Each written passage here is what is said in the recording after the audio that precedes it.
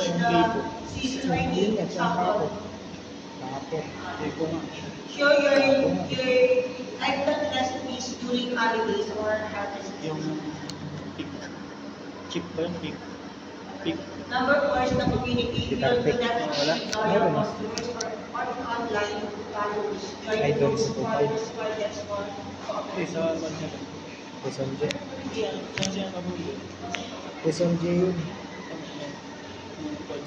And number 5, the convenience. Make buying easy. It offers home delivery with app points or with online students in your origin. Shopee. Messenger and Shopee convenience, make buying easy, offer home delivery with app points or online orders through Messenger or Shopee. So ito yung make buying easy, yung mga kagaya ng mga tamad na mga tao na pumunta sa labas. Hindi ko ba siya nakikita na lang nila ito online. Information ba yan? Number 6? Information. Give your brand. So keep your brand consistent. Use the same colors, packaging, logo, and Talking about your brand. nakakita na ba kayo ng logo na sa kulay na ito? Wala pa, sir. Bihira, di ba? Or man sa mga logo, mas simple, mas maganda. Saka mabilis logo ng time, di ba? Saka mabilis kung Tandaan tayo. Hindi ka gagamit ng sobrang daming kulay para sa logo. So that's correction, no? Maging, yung brand mo dapat consistent, sabi siya. So use the same colors, packaging. Kung ang logo mo is color orange, dapat yung mga marketing mo ng Mentales mo, mga marketing tools mo, most likely puro orange din. Yes? Imagine nyo kung si Food Panda, kung kulay ni Food Panda.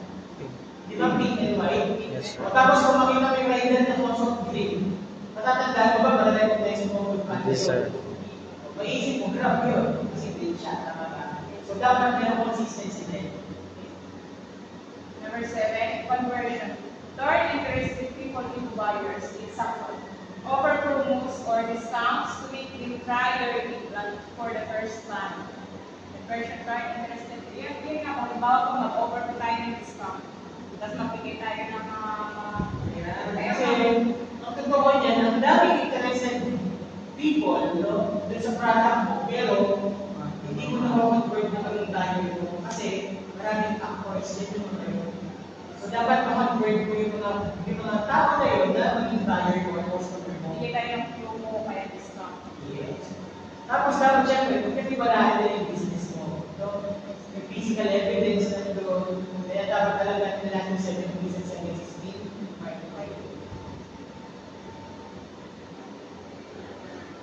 dyan tayo sa price na ninyo.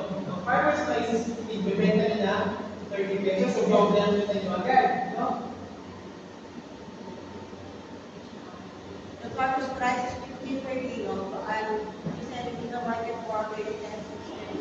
The profit is 15 per kilo every ton, which is 100% of farmer's price of 15. That it is calculated by subtracting the farmer's price and the market price 30. 15, then 15, times 110. Actually po ganito po yung sinabi po namin dito. Pero yung ginawa po namin, yun nga po sir yung ginawa namin nung pumunta po kami mismo sa pag-ampanan namin ng mga talon. Kinuha po namin ng 15. Tapos para mapabilis po na makapaubos po namin yung mga talon, dahil nga yung panahon ay maganda, maulan, at saka ginawa na lang po namin, ginagawa na lang namin ng piso yun. So kumita po kami namin ng piso sa akin. So, yung magkano yung generation? 20 lang. Okay. Kasi sa kanina sa ngayon sir, 30 na lang kasi sa Maynila isang daan. Samantalang gusto niyo po na Hindi ko naman ng bahay, hindi ko naman ng bahay ko. Wala ko ng buwan, mamayang sa bakay. yung iba pong talong doon na sila, pinagpunta ko mo, nilagay ko na lang po doon sa lupa. Pinagtatapon mo? Hindi po kasi sila kung kasi, di ba? Ano ba yan? Eh, di Dalawa po mo lang naman po kasi. Pwede ka dito, kaya. So, common problem in marketing is that oversupply, low prices,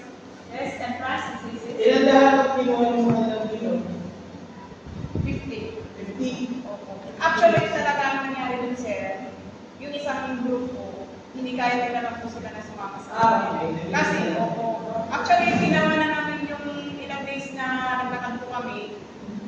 May nahihirapan po talaga kami maghanap ng gulay na gusto namin.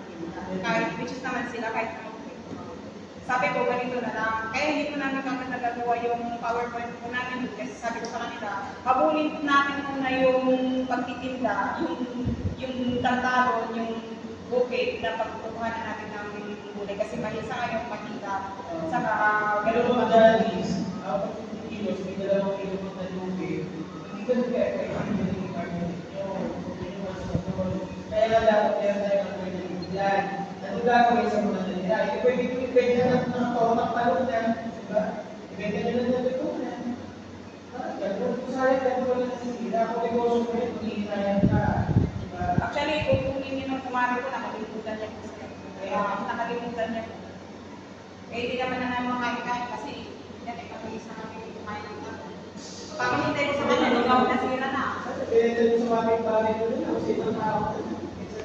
Ini-expect ko naman sir, madarating siya. Wala naman. Hindi ko naman magalaw-galaw yun. Hindi ko pinayaran na sa akin. The reality, yung talaga. Kasi wala kang cold storage or transport. Pagka kulang-kulang storage or transport, whether issues with, ito nga po, whether issues with, through typhoons, yan po yung ayaw ko ang mahal. Kaya sabi ko, orabits na tayo, gawin na natin ito, unahin na natin ito, kasi yung mas important dito. At saka kasi po yung ano sir, yung may-ari ko ng bukid na pupuntahan namin, eh minsan wala po kasi siya. Mas maganda pag ganyan yung interview namin sa reporting, yung basa-basa lang. Ako may kwento. Sabihin talagang ginagawa na siya, di ba? Bibigyan ng client kasi ginagawa dapat. Strategy to improve CV. Use high quality seeds. Kailangan yung Siyempre, di ba? Kung gusto mo maganda yung maging bunga ng mga talong mo, magandang quality lang ang talong. So sa selection pa lang ng seed, dapat pumili ka na. Ano bang talong mo gusto mo yung maliliit ang bunga, ganyan lang, na-harvest na, pakilog, o yung mahaba. Ayun, so depende yun sa'yo. self-directed customers at yung bagsakan ng mga. Kailangan sa yung event na po sa mga customers sa pag-bagsakan. Sa assessment ninyo, sa national assessment ninyo, ang magiging problem nila is palay naman ng kwenta. Tanungin ko yung assessor, saan kayo mas kikita? Pag binenta nyo ba yung palay ng wholesale o pag binenta nyo ng retail? Tapos mag-compute kayo doon. Paano pinasabi nyo mas kikita ka sa ganito versus sa ganyan? Para sa akin, makikita ka sa rin. At saka kung nasagot din, pag nandun ka sa assessment, kasi meron kayong mag-compute doon. So, dapat marunong kayo compute. Yes?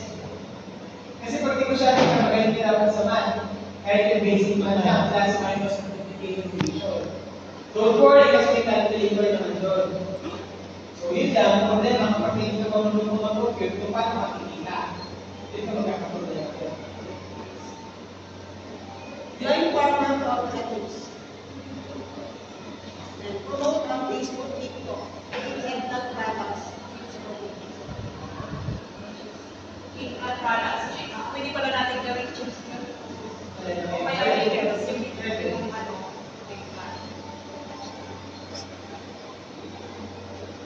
Winning a good strategy. More income for farmers. More income for farmers. Kailangan yung mas marami mapipilihan bilang ikaw ng farmers, bilang mga magsasaka, dapat in-expect natin na sasabihin natin na kumikita tayo ng mas mahal.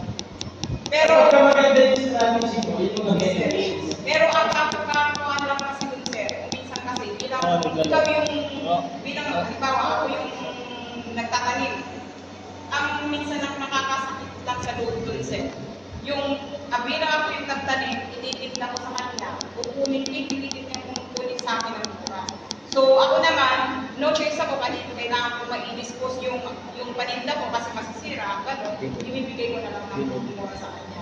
Tapos ang mas mo na kumikita ko yung umakas. Kaya lang, nahihina ang mga farmers magdating sa marketing kasi since yan yung problema nila, so gagawin dapat yung mga iba din silang option ng customer. Ito ko yun. Hindi yung pagiging loyal sila sa customer na doon nila, dapat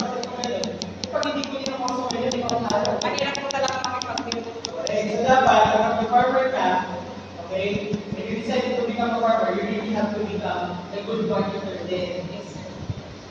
Para hindi ka matago. Yes, crop west. Loyal customers. Loyal customers. Bakit po natin sinasabi yung loyal customers? Dapat maging tapat po tayo sa mga mamimili. Yun nga po yung pinapakita natin, yung in-explain natin sa kanila na ito po, bilhin nyo na, good quality po yung paninda namin. O kung halimbawa naman hap-hap-hap na hindi na maganda yung products namin, paliwanag din natin sa kanila para pag binili nila yung produkto, uuwi nila sa bahay, at least hindi na nila tayo masisisi. Tapos yun na nga, mag-usap na lang pa tayo kung magkano naman yung pricing na binigay natin. Tapos yun nga sabi ko, maging loyal po tayo sa ating customers. Para yung customers po ay lagi po silang pumapalik sa atin. Strong farmer reputation. Long-term business growth. Long-term business growth. The difference is the market produce what we grow is the market strategy, how we sell them, and the eggplant is the strong product we do until magaling natin mga eggplant. And the better marketing, more sales and more profit. Actually po dito sa panikin po Tarlac, sir, yung karamihan na demand din na kuwan sa paningan dito sa merkado, lalo na yung talong. Kasi di ba produkto tayo ng talong dito sa part po ng panikin. Tapos yung iba po ang ginagawa nila, ini-export yung mga talong natin yun. Tapos yun na nga, pinapatawa na nila ng mga price yun, kaya wala po nila. Thank you. That's it, sir. Thank you.